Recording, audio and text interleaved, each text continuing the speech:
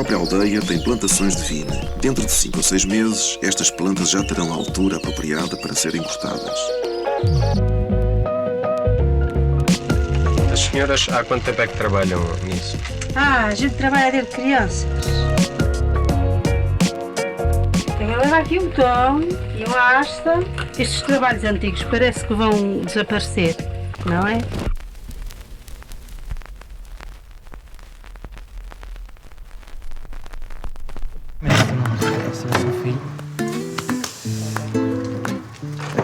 Ai, eu gosto deste cheirinho.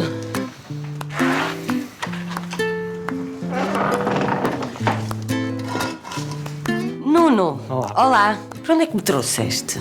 Então, esta é a antiga adega do meu avô e agora a uso para guardar o junco. Como é que começa isto aqui, esta relação? Então, isto é mais ou menos no estado bruto, isto é um fardo de junco e agora vamos separá-lo em mãos, por tamanhos, para ter uma rentabilidade máxima e depois lavá-lo, fumigá-lo, tingi-lo. Como é que tu fazes essa separação? Então, com a mão escolhemos o que está mais em cima e começamos a tirar. A sério que é mesmo assim? Depois vamos fazer um corte aqui, não aproveitar a flor. Isto é quase que uma dança. Então, apanho assim as que estão mais em cima. Nuno, eu sei que tu estiveste a viver fora durante bastante tempo. Tu estudaste Belas Artes, certo? Em Lisboa? Em Lisboa. O que é que te faz deixar Berlim para voltar? Foi uma aldeia com 300 pessoas. Vim para aqui porque estas cestas são feitas há mais de 500 anos aqui. Já me parece ser Um belo motivo. um bom motivo.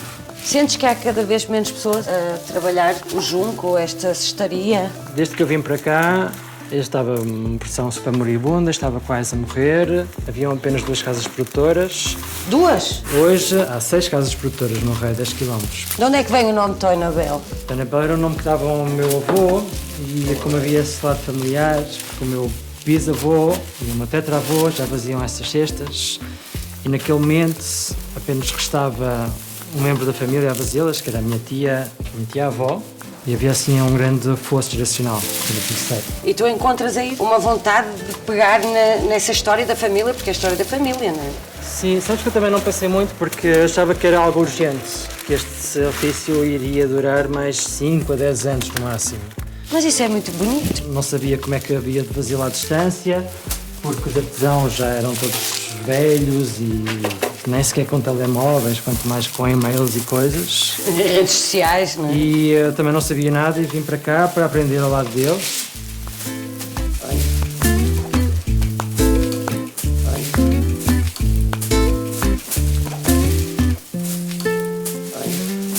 A descentralização da produção ou da criação, não é? Porque o artesanato é criação, mais criação do que produção. Essa descentralização permite, acho que em primeiro lugar, é manter a identidade e, nesse sentido, a originalidade do artefacto. O país inteiro e o planeta inteiro tem locais muito específicos com a sua biodiversidade, não é? Portanto, isto acaba por permitir que em cada sítio se criem coisas muito peculiares e assim preservar uma identidade muito própria, mas também permite que a produção seja uma multiplicação de coisas, não é? E não uma extração de matéria-prima. Não se mata a fonte, muito pelo contrário, há um renascer constante, há uma troca, não é? Da comunidade para a terra e da terra para a comunidade, e isto permite gerar muito valor para aquilo que se produz.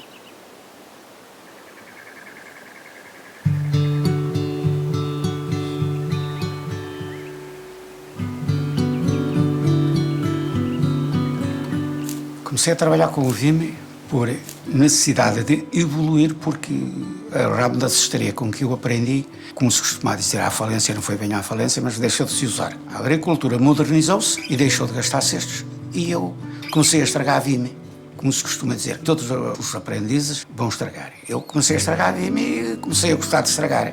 Ainda vou estragando. O vime foi tudo sozinho, nunca ninguém me ensinou nada. A única coisa que me ensinaram a fazer foi um gigote da terra. Já sabia as técnicas todas de trabalhar o entrelaçar. Fui tecelão também e era na mesma entrelaçar. Tudo o que seja entrelaçar uma coisa com a outra está ligado ao entrelaçar.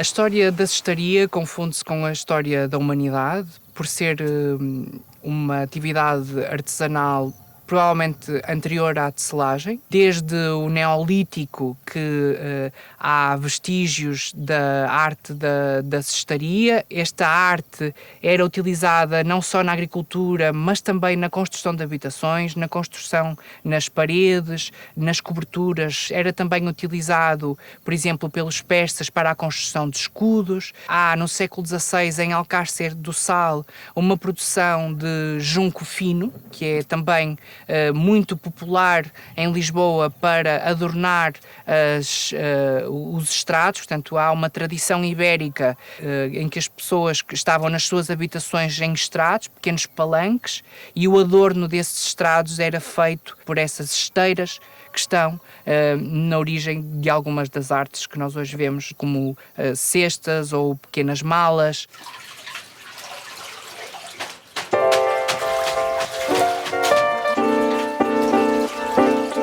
Então, aqui estamos no tingimento.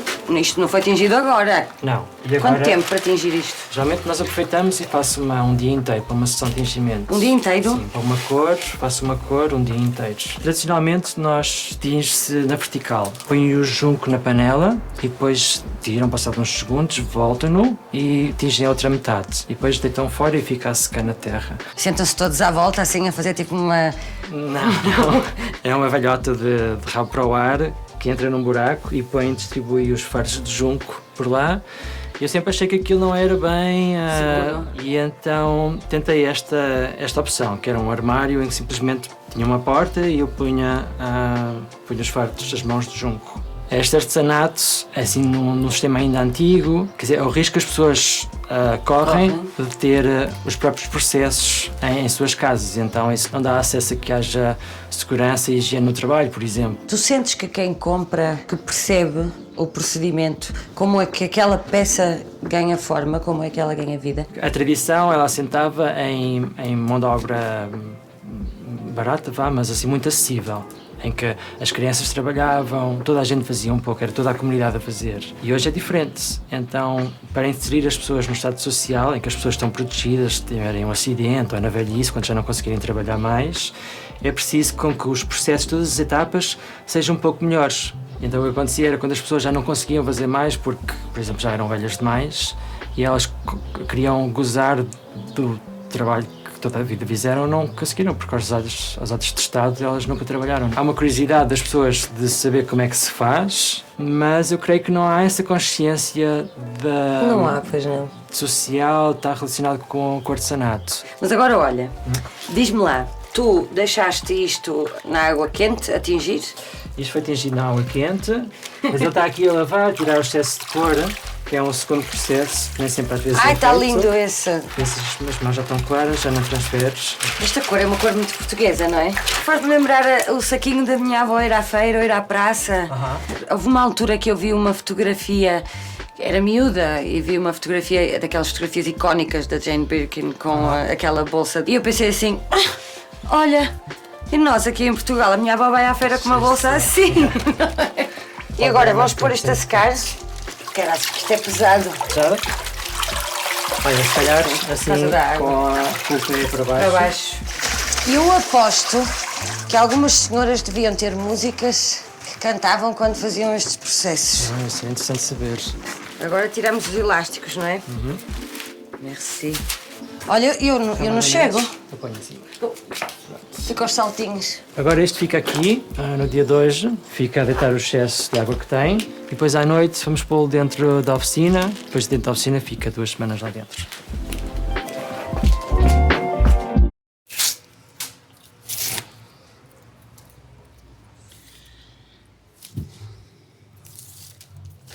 Os artesãos, normalmente, a maior dificuldade que têm neste momento é em adquirir a matéria-prima para trabalhar. É que ela, além de pegar a ser muito cara, porque vai ser muito escassa.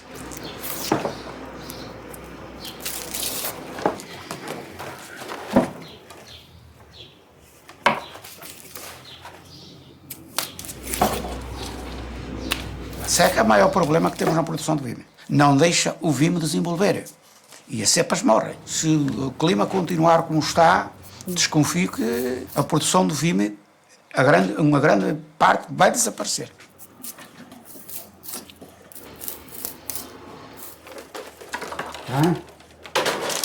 Nós temos, enquanto consumidores, temos tempos muito específicos em que sentimos que temos necessidade de comprar alguma coisa, até comprar, depois consumir, até decidir que esse objeto já não nos faz falta, ou descartamos, ou passamos a outra pessoa. Com isto surgiram as tendências e surgiu a obsolescência percebida, não é? Que acontece nos objetos quando eles ainda estão funcionais, quando ainda podem ser utilizados, quando ainda estão em bom estado, em perfeito estado, na verdade, só que há algo na nossa cultura e na nossa sociedade que nos obriga a pensar que há determinados produtos que já não nos dão determinado prestígio e que agora são outros. Eu gosto de chamar isto a economia do vazio interior, ou então a economia do eu não sou suficiente. Eu nunca vou ser suficiente.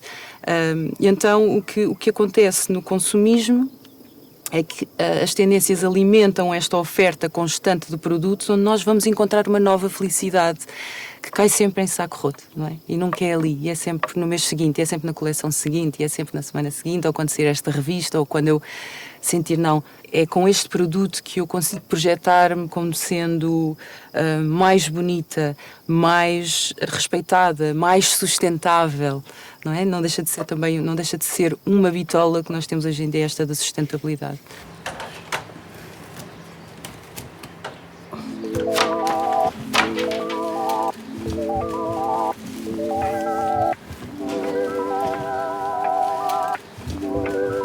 Nuno, onde é que nós estamos então agora?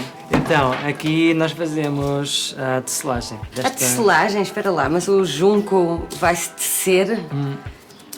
Na verdade, nós fazemos maioritariamente cestas e somos uma unidade produtiva em cestaria, mas o nosso trabalho principal é a tapeçaria. Fazemos esteiras e depois calha que nós as cozemos e damos a forma de uma cesta. É porque às vezes eu tenho a sensação que a maior parte das pessoas acha que estes produtos, estes artigos que são feitos todos à mão, são feitos à mão de facto, não é? Mas existe uma máquina. Esta técnica tem quanto tempo? Eu posso-me sentar aqui com a Sónia? Força. Olá, Sónia, amiga. Posso-me sentar aqui? Pode, sim. Então, qual é que começa? Pé direito ou pé esquerdo? Agora vou dobrar esta e depois é o pé esquerdo. Ok. Quanto tempo é que tem esta técnica? 10 anos, 20, 50, 100, 200? A cestaria deve ser talvez um pouco mais antiga, mas a tapeçaria vem desde que nós Somos gente, não é? Não sei qual é agora. Agora como é que vocês direito. sabem quando é o direito ou o esquerdo? Parte aqui de um trabalho de descoberta, mas agora já sei que com o pé esquerdo meto o junco que fica por baixo e com o pé direito o junco que fica por cima e que mas vai fechar. Para uma pessoa como eu, que não sabe nada do que é o por baixo e por cima, quer dizer, sei noutras coisas, como é que se sabe aqui qual é o de baixo e o de cima? Tem a ver aqui com a saída, que o que fica por baixo vai sair só aqui sobre este último fio da teia. Ok. E depois o que fica por cima vai sair sobre os dois fios e vai fazer este efeito. Duas. Vai fazer este efeito da bainha. Ok, pois faz. Quanto tempo é que é preciso para fazer esta cesta deste tamanho, por exemplo? Esta demora mais ou menos 1 hora. Uma cesta com padrão. Uma hora? Deste tamanho, 1 Mas hora. isso é tipo sempre a sair. Nem tanto. Não é uma cesta, é uma esteira. É uma uma esteira, esteira. a parte central, sim. Depois temos Porque tudo o vocês resto. depois cozem as partes. Depois ainda temos que fazer um outro tiar com outras esteiras de outro tamanho para fazer os lados, os cantos. E temos que cozer essas esteiras para dar a forma de uma... Porque agora levaste-me a outra pergunta, que é, isto é tudo feito à escala? Sim, isto é feito à medida que nós temos encomendas. Porque tu podes fazer isto deste tamanho, ou podes fazer assim pequenino, podes fazer o tamanho que tu quiseres. Sim, cada tiar define um tamanho. Olha, e agora, Sónia, por onde é que eu vou? Ajuda-me aqui. Então, agora Estamos na é por televisão. Vai por este lado. Pé direito. Pé direito. Estes é assim. Já estou a ficar vesga. Agora Puxa no meio. assim. É. E agora, esta cesta vai ficar torta, mas já sabes que foi por Pois culpa vamos fazer minha, a não foi da seguir. Sónia. Vamos ver como é que ela fica. E agora... Não tem jeitinho nenhum. Não, Agora é o tens. esquerdo, não é? As tipologias são basicamente a grande divisão, poderíamos dizer que há uma cestaria fina e uma cestaria grossa, depois que exige essa diferença tipológica entre as cestas e os cestos, e depois há, em várias regiões de Portugal, especialização em relação a determinados objetos e a determinadas composições. Salientaria os artefactos, as esteiras de junco, porque conjugam a arte de entrelaçar fios vegetais com o tear. E, portanto, é quase como uma civilização se entrançasse nela mesma. E, portanto, há uma complementaridade entre as duas artes. Apesar do tecido precisar do alfaiate para se tornar tridimensional, essas substâncias vegetais precisam do artesão para se transformarem tridimensionalmente.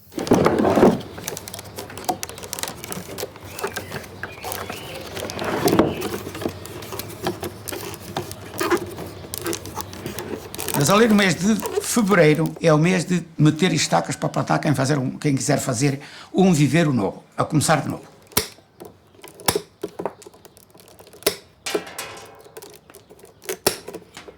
Quando chega ali no mês de, o máximo fevereiro, no quarto minguante da lua, cortar o vime, porque fica com melhor qualidade e não corre tanto risco de ganhar aquele vime que a traça.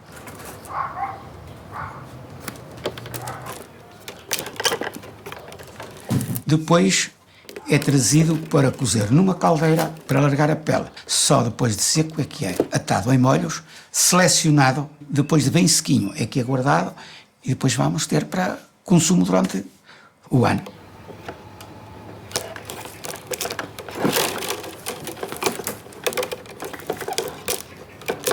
O vime chega à oficina e é rachado com um taco que temos de rachar a peça em 3, depois vai para uma maquineta que ali tenho, tirar a parte mais miolenta de dentro, mais fraca, depois já sai outro miolo, que chamamos nós de miolo, que é para fazer o cesto para a lenha. E depois temos a parte de fora, que é a tal liaça, é tirada para fazer as peças mais sofisticadas.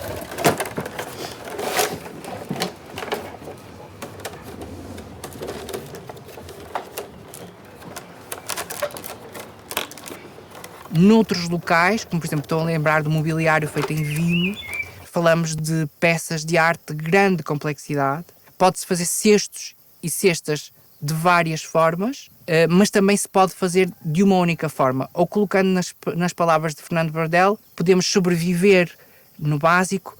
Tudo o que está para além do básico é gosto, é arte e é um fenómeno culturalmente localizado. E ainda hoje é procurado.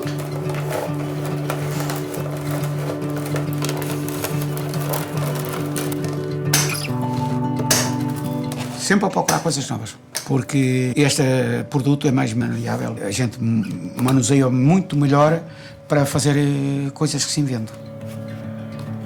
Uma pessoa que venha tentar querer fazer uma coisa de novo, se não souber lidar com as peças como há de lidar com a matéria-prima, não consegue fazer nada.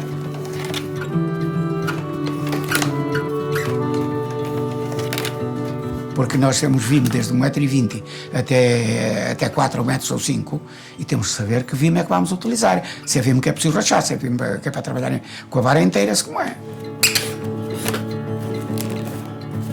Parecendo pessoas com ideias, a gente também está capaz de executar. Tanto eu como o meu filho. Eu digo nós porque eu e o meu filho. Se aparecer coisa nova para fazer, está logo pronto para pegar a fazê-la.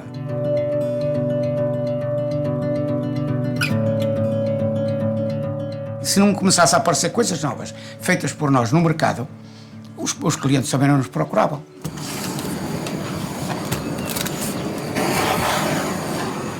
Uma coisa muito bonita que eu senti quando cheguei hoje aqui de manhã foi... Entrei, isto estava aqui tudo aberto e ver estas cestas todas aqui fez-me lembrar quando eu ia à feira com a minha avó e fazíamos mais do que uma viagem, íamos, comprávamos umas coisas, trazíamos a casa, íamos buscar outras, voltávamos a casa. Olha, até agora estava a ouvir os galos a cantar e até me lembro da minha avó trazer umas galinhas presas dentro de uma ceirinha, que nós chamamos ceirinha. Sim. Mas é curioso que ao mesmo tempo eu encontro-me aqui enquanto portuguesa, enquanto menina, mas encontro-me também enquanto mulher emancipada. Sinto que tu tens essa inspiração e trazes essa bagagem toda, mas que inovas, que olhas para o futuro, posso dizer assim? Bom, obrigado por isso, ainda bem que te consegues reconhecer. Eu decidi pôr mãos na obra, não é? E agora que eu faço, Não sei se penso no futuro, mas faço com o meu tempo, faço com os meus códigos e tento divertir-me assim, bastante. Eu acho que até que os padrões refletem bastante algo leve. Podemos dizer que seguimos caminho com materiais do passado que fazem parte da nossa história, da história do nosso país, mas com um olho no futuro, a pensar sempre que daqui a muitos anos estas coisas continuarão a ter quem as compre, quem as procure, quem goste de as ter em casa, apenas até só para olhar para elas, usá-las no dia-a-dia, mas também quase como um objeto de decoração em casa também. Olhos no futuro, sim, é preciso renovar a tradição para que ela possa continuar a existir. É preciso, de facto, o respeito do tempo, o respeito que as coisas levam a crescer e a transformar-se, mas também há uma necessidade da criatividade. Em comparação com a produtividade, a criatividade tem uma liberdade inerente que é muito importante e necessária para o artesanato, mas depois também tens uma terceira coisa, que é a conexão humana, que é de onde veio a cultura. Esta ideia de que no artesanato, no objeto, há uma alma por trás, que nos conecta enquanto utilizadores e artistas ou makers, nos conecta ao objeto e à outra pessoa que está do lado de lá. Isso é que faz a nossa cultura. Portanto, o artesanato tem esta importância de dar-nos uma identidade para sabermos quem somos individualmente, mas a que é que pertencemos.